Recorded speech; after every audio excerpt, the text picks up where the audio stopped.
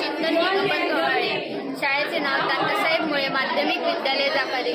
माझ्या मॉडेलचे नाव आहे emergency braking system robot. Emergency braking system robot समोर अडथळा आला की आपोआप थांबतो. या रोबोटमध्ये IR सेन्सर अडथळा ओळखतो आणि अडथळा जवळ आला की सेन्सर रिले मॉड्यूलला सिग्नल देतो. त्याचवेळी बजर आवाज देऊन इशारा देतो.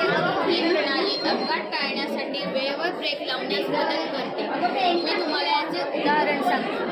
जसे आजकालच्या कारमध्ये ऑटोमॅटिक इमर्जन्सी ब्रेकिंग असते.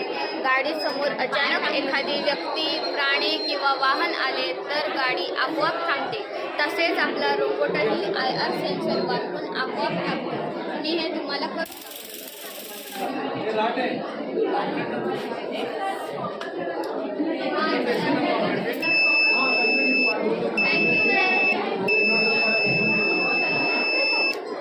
ओके, चालेल.